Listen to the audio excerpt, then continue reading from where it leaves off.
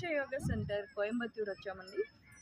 So ఇక్కడ ఇన్స్టిట్యూట్లో ఇది ఒక రకంగా ఆశ్రమం, మరో రకంగా ఇన్స్టిట్యూట్, మరో రకంగా సైంటిఫిక్ నాలెడ్జ్ ఇక్కడ మనకి అందుతుందన్నమాట. సో ఇప్పుడు ఆదియోగి స్టాచ్యూ నా వెనకాల ఉంది, చూసారు కదా. ఈ స్టాచ్యూకి ముందు భాగం బాగా రష్గా ఉన్నారు, బాగా క్రౌడ్ ఉంది. సో ఇప్పుడు ఏంటి అని అంటే మీకు ముందు భాగం కూడా చూపిస్తాను. ఇప్పుడు ఈ ప్రాంతం చూస్తే వెస్ట్రన్ ఘాట్స్ ఇప్పుడు కనిపిస్తున్నాయండి. అక్కడ మీకు వెస్ట్రన్ ఘాట్స్, ఆ వెస్ట్రన్ ఘాట్స్ మీకు ఈ చుట్టూ మొత్తం అక్కడ నుంచి అంతా కూడా మీకు ఈ చివరి నుంచి ఈ చివరి వరకు కూడా మీకు కనిపిస్తుంది అన్నమాట.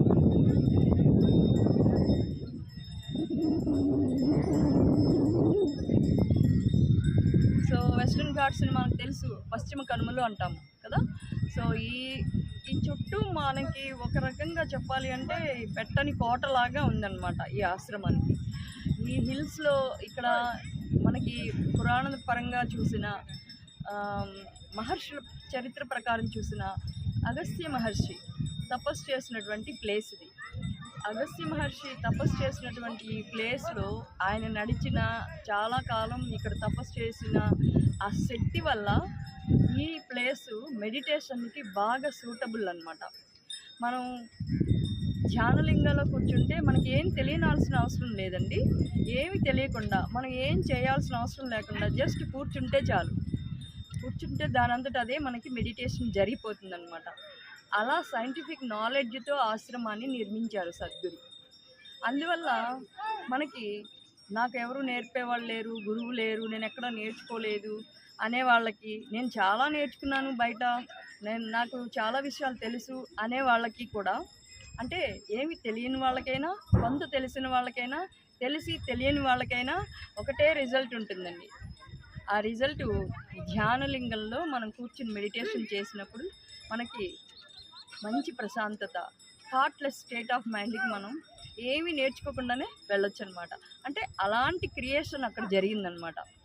సో ఇక్కడ ఆ ఎక్స్పీరియన్స్ వచ్చి చేస్తేనే అది అర్థమవుతుంది. సో చూశారు కదా, ఇప్పుడు ఈ వెనక భాగం అంతా పశ్చిమ కనుమలు, పూర్తిగా ఎత్తైన హిల్స్, దీనికి ఒక అద్భుతమైనటువంటి ప్రదేశం అన్నమాట. అంటే ఈ ప్లస్ పాయింట్ అయింది ఇన్స్టిట్యూట్ ఇక్కడ పెట్టడానికి కారణం అదే అన్నమాట. ఇక్కడ అగస్త్య మహర్షి బాగా మనకి ఆయన చాలా కాలం నడిచి జీవించి బాగా సాధన చేసినటువంటి భూమి ఇది, తపోభూమి అంటారు కదా. సో అలాంటి తపోభూమి అన్నమాట. అందువల్లనే ఇక్కడ మెడిటేషన్ ధ్యానలింగాన్ని నిర్మించడానికి, ధ్యానలింగం వల్ల చాలా వరకు మానవులందరికీ ఉపయోగకరమైనటువంటి ఒక పాజిటివ్ ఎనర్జీని ఇచ్చేటువంటి స్థలం అన్నమాట ఇది. ఓకే, సో ఇప్పుడు మనం మన ఆదియోగి ముందు వైపుకి వెళ్ళి చూద్దాం. సో ముందు వైపు కూడా మీకు చూపిస్తాను. హాయ్, వచ్చామండి, ఫ్రంట్ సైడ్కి వచ్చాము. సో ఈ ఫ్రంట్ సైడ్లో దీని హైట్ 108 మీటర్స్. మనకి జనరల్గా అష్టోత్తరాలు 108 ఉంటాయి, అదే లెక్కలో 108 ఫీట్ అన్నమాట ఇది. ఆదియోగిలో మనకి మహాశివరాత్రికి చాలా చాలా ఇంపార్టెంట్. ప్రతిరోజు ఇక్కడ 7 o'clock నుంచి లేజర్ షో ఉంటుంది. ఎంతమంది వచ్చినా ఇక్కడ కూర్చోడానికి మంచి ప్లేస్ ఉంది, మంచి ఆవరణ. ఇంకా ఆదియోగి గురించి మనం తెలుసుకోవాలి అని అంటే మనకు 15,000 సంవత్సరాల క్రితం ఏం జరిగింది తెలుసు. 15,000 సంవత్సరాల నుంచి ఇప్పటి వరకు ఏమేమి జరుగుతూ వచ్చింది, ఎలా మారుతూ వచ్చింది అనేది మనకి స్పిరిచువల్గా సబ్జెక్ట్ మాటలో చెప్తాం.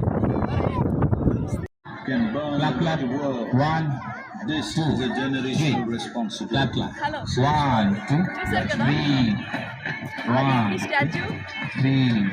డీటెయిల్స్ మీకు చెప్పాను. ఇప్పుడు ఇక్కడ క్యాంపెయిన్ జరుగుతుంది సేవ్ సాయిల్ది.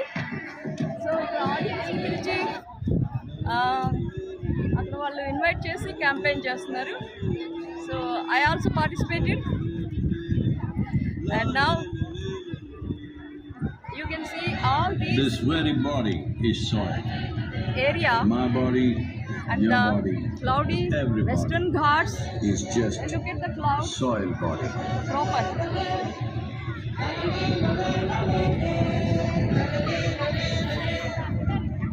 సో మనం ఎటు చూసినా వెస్టర్న్ ఘాట్స్ ఇక్కడ కనిపిస్తాయండి. సో క్లౌడ్స్ చాలా చక్కగా ఈ న్యాచురల్ బ్యూటీ అనేది మనకి అన్ని చోట్ల కనిపించదు. సో నేచర్ పరంగా చాలా బ్యూటిఫుల్ ప్లేస్ ఇది. సో ఇక్కడ రావడానికైనా ఉండడానికైనా ఏ ప్రాబ్లమ్స్ లేవండి. ఇది మీరు ఆన్లైన్లో బుక్ చేసుకోవచ్చు. అంటే కాటేజ్ బుకింగ్ దగ్గర నుంచి ఏదైనా కానీ ఫుడ్ కానీ అన్నీ మీకు లోపల ఆశ్రమంలోనే ఇస్తారు. అంటే ఫుడ్కి మనం బయట రెస్టారెంట్స్కి వాటికి వెళ్ళాల్సిన అవసరం లేదు. ఆశ్రమంలోనే ఫుడ్ ఇస్తారు. ఆశ్రమంలోనే కాటేజెస్ ఉన్నాయి. సో మినిమం 2 days ఉంటుంది. సో అలాగే ఎల్డర్లీ పీపుల్ వచ్చినా కానీ వాళ్ళకి సరైనటువంటి ఫెసిలిటీస్ కూడా ఉన్నాయన్నమాట. అంతేకాకుండా యూత్కి ఇంకా ఇక్కడ కోర్సెస్ చేయడానికి కూడా చాలా రకాలైనటువంటి కోర్సెస్ వీళ్ళు ఆఫర్ చేస్తున్నారు. మన అందరికీ తెలుసు, మనం అన్ని సిటీస్లోనూ ఇప్పుడు ఈషా యోగా అంటే తెలియని వాళ్ళు ఎవరు లేరు. కాకపోతే ఇన్నర్ ఇంజనీరింగ్ నుంచి స్టార్ట్ అవుతుంది. Inner engineering is the basic entry to the yoga అనమాట. ఇక్కడ సో ఇన్నర్ ఇంజనీరింగ్ చేసిన తర్వాత స్టెప్ బై స్టెప్ ఎంతవరకైనా ఏ ఆఫర్ చేసినా వాళ్ళు కోర్సెస్ మనం నేర్చుకోవాలంటే మన ఇంట్రెస్ట్ని బట్టి, మీ ఇంట్రెస్ట్ని బట్టి మీరు కొన్ని నేర్చుకోవచ్చు అనమాట. సో దానివల్ల మనకి వెల్బీయింగ్ అనేది నేచర్ పట్ల బాధ్యత, రెస్పాన్సిబిలిటీగా ఎలా ఉండాలి. ఇప్పుడు ఈ సేవ్ సాయిల్ చేస్తున్నారు వాళ్ళు. సేవ్ సాయిల్ ఏంటంటే భూమిని రక్షించుకుంటేనే పంటలు పండుతాయి, పంటలు ఉంటేనే మనం ఉంటాం. సో ఇది ఒకదాని మీద ఒకటి ఆధారపడింది. పుట్టిన దగ్గర నుంచి మనిషి పెరగడం, చదువు, విద్యాభ్యాసం, తర్వాత కెరీర్, తర్వాత ఇంకా లైఫ్లో మిగిలిన స్టెప్స్ అన్ని కంప్లీట్ చేయడానికి బిజినెస్ పరంగా, ఉద్యోగపరంగా అన్ని విధాలుగా వెల్బీయింగ్ అనమాట. ఆ వెల్బీయింగ్ కోసము మనం ఇన్ని విషయాలు మనం తెలుసుకోవాల్సి ఉంది. అంటే నీటి పట్ల మనం ఎలా ప్రవర్తించాలి, గాలి పట్ల ఎలా ప్రవర్తించాలి, భూమి పట్ల ఎలా ప్రవర్తించాలి, అగ్ని పట్ల ఎలా ప్రవర్తించాలి, ఆకాశం పట్ల ఎలా ప్రవర్తించాలి.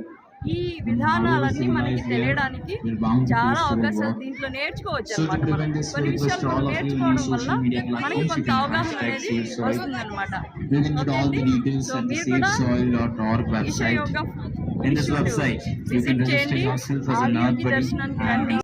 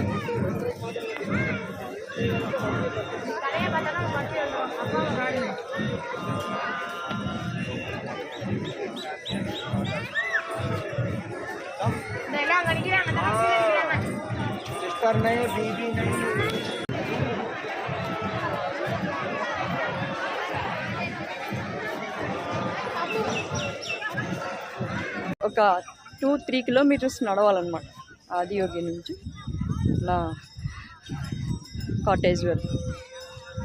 సో నేను మిగిలిన విషయాలు ఇన్ఫర్మేషన్ డిస్క్రిప్షన్ లైన్లో ఇస్తాను. ఓకే అండి. Thank you for watching. Bye.